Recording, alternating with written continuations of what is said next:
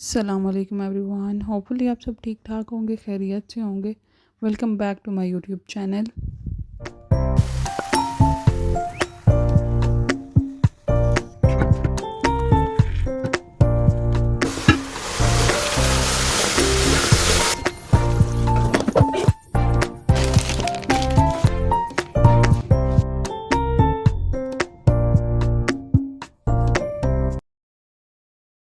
तो जनाब, आज की वीडियो की स्टार्टिंग कॉफ़ी बनाने से हो रही है। यहाँ पे मैंने दूध को बॉईल करने के लिए चूल्हे पे रख दिया था और दूसरी तरफ एक मग के अंदर 1.5 टेबल स्पून कॉफ़ी ऐड कर ली और उसके साथ ही चीनी का भी 1 टेबल स्पून ऐड कर लिया था और इसके अंदर डाल दिया था जी पानी। और पानी की क्वांटिटी मैंने 2 टेबल स्पून ली थी और अगर पानी गर्म हो तो ज़्यादा बेहतर रहता है। और दूध में भी बबल्स बनना शुरू हो चुके थे और आफ्टर बॉइलिंग इसको 1 से 2 मिनट के लिए हल्की आंच रख दिया था और उसके बाद इसको स्ट्रेन कर लिया था। मुझे कमेंट्स में आप लोग ज़रूर बताइएगा कि आप लोग चाय पीना ज़्यादा पसंद करते हैं या कॉफ़ी। अच्छा, अगर मैं अपनी बात करूँ तो मुझे चाय डेली रूटीन में ज़्यादा अच्छी लगती है और कॉफ़ी मूड पे डिपेंड करता है। मैं कॉफ़ी को बीट कर रही, चम्मच की मदद से इसको बीट कर रही थी और इसके अंदर फमी सा टेक्सचर आ गया। तो उसके बाद मैंने बॉयल किया हुआ दूध इसके अंदर शामिल कर दिया था।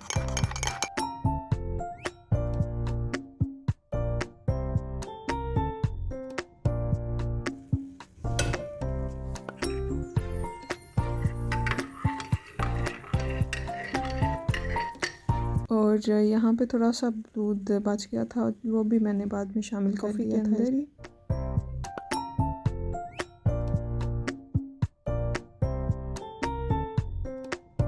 और शाम में बना रहे थे हम सब्जियों वाले चावल, तो इसके लिए आलू, गाजर, बंद गोभी और मटर जो सीजनल सब्जियां थी वो ली थी। प्याज को चॉप करने के बाद ऑयल में डाल दिया था और इनको सोते करने के बाद इसमें शामिल कर दिया था लहसुन अदरक का पेस्ट और टमाटर को मैंने कर लिया था ग्राइंड। और ग्राइंड करने के बाद इसमें वो ऐड कर दिया और एक शान का एक पैकेट मसाला लिया था और वो उसको दही के अंदर मिक्स करके उसके बाद वो शामिल कर दिया और 3 अदद साबुत सब्ज़ मिर्च भी इसके अंदर शामिल कर दी थी और इसको थोड़ी देर पकाने के बाद इसके अंदर ऐड कर दिया था सब्ज़ियाँ और मटर और आलू। चूँकि ये गलने में टाइम लेते हैं तो इनको पहले ऐड शामिल कर दिया था और फिर इसके बाद गाजरें भी 5 मिनट बाद ऐड कर दी थी और इसके अंदर हाफ़ कप के बराबर पानी शामिल कर दिया था ताकि ये आसानी से गल जाएँ। और दूसरी तरफ राइस बॉयल होने के लिए रख दिए थे और उसके अंदर विनीगर डाल दिया था। विनीगर डालने से ये होता है कि आपके जो चावल हैं वो टूटते नहीं हैं।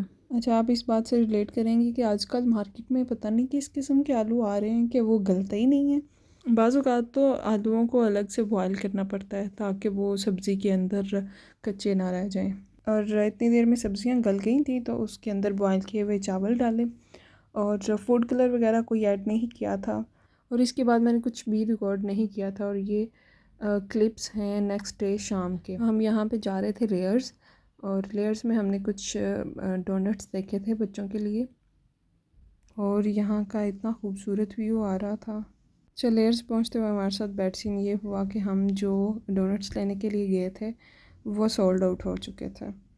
तो हमने फिर चेंज कर लिया अपना माइंड और हमने कपकेक और डोनट्स जो उनके पास अवेलेबल थे हमने फिर उसी में से चूज़ किया। कुछ दिनों से ग्रोसरी की कुछ चीज़ें पेंडिंग पे थी तो हम बाहर आए थे तो हमने सोचा वो भी आज ये काम भी ख़त्म करते ही जाएं। और यहाँ पे मेरा भतीजा जो जो हाथ में चीज़ आ रही थी उसको पकड़ पकड़ के नीचे रख रहा था। जी, ये पंजाब कैश कैरी थी और यहाँ पे बर्तन इतने मज़े के लगे हुए थे। यहाँ पे क्रॉकरी के अच्छे आइटम्स लगे हुए थे। मुझे लगता है क्रॉकरी का जो सेक्शन होता है वो सारी ख़वातीन और लड़कियों का फेवरेट होता है। ख़ासकर ये प्लेट्स मुझे बहुत अच्छी लग रही थी यहाँ पे और इन प्लेट्स की प्राइस 450 ईच थी। ये पिंक वाली मार्बल डिज़ाइन प्लेट थी और ये ग्रीन वाली फ्लोरल प्रिंट में और मार्बल वाली मुझे ज़्यादा प्यारी लग रही थी। और यहाँ पे water bottles, feeders, lunch box वगैरह भी अवेलेबल थे।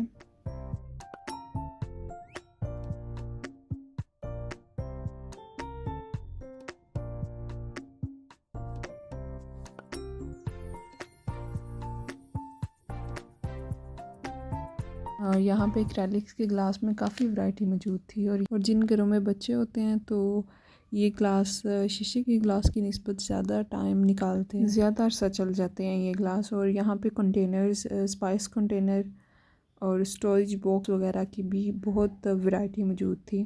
और इसके साथ बच्चों के टॉयज़ वगैरह में भी काफ़ी रेंज थी यहाँ पे। और ग्रोसरी करने के बाद हम लोग वापस आ गए थे घर आने के बाद मैं आप लोगों को दिखाती हूँ कि यहाँ हम लेयर से क्या चीज़ें लेके आए थे।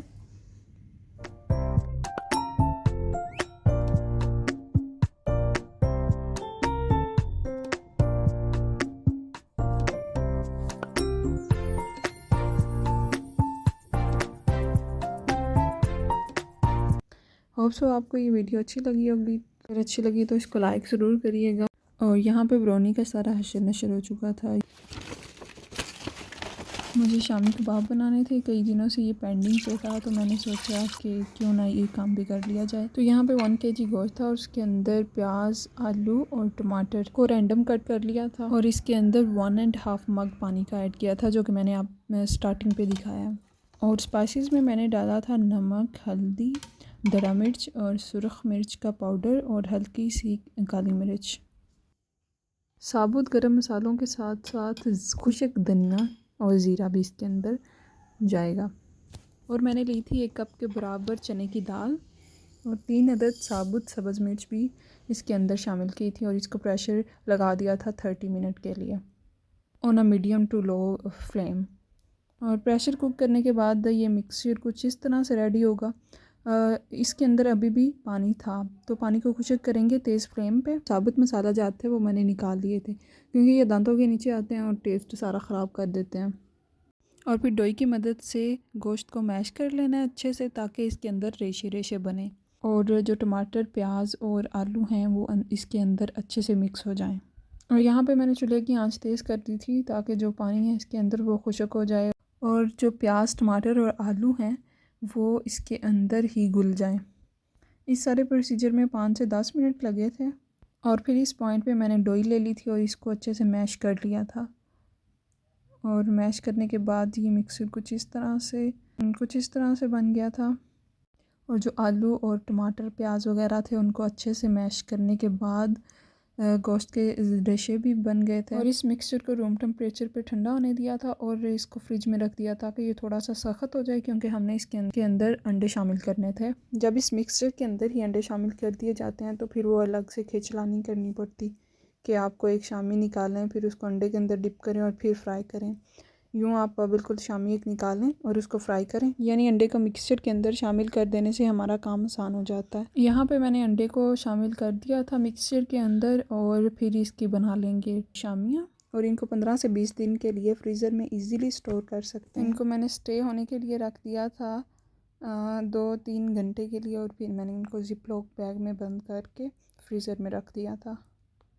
होप सो आपको ये व्लॉग अच्छा लगा होगा। अगर अच्छा लगे तो वीडियो को लाइक शेयर ज़रूर करिएगा और चैनल को सब्सक्राइब करना मत भूलिएगा। मिलते हैं एक नेक्स्ट वीडियो के साथ। टिल देन टेक केयर, अल्लाह हाफिज़।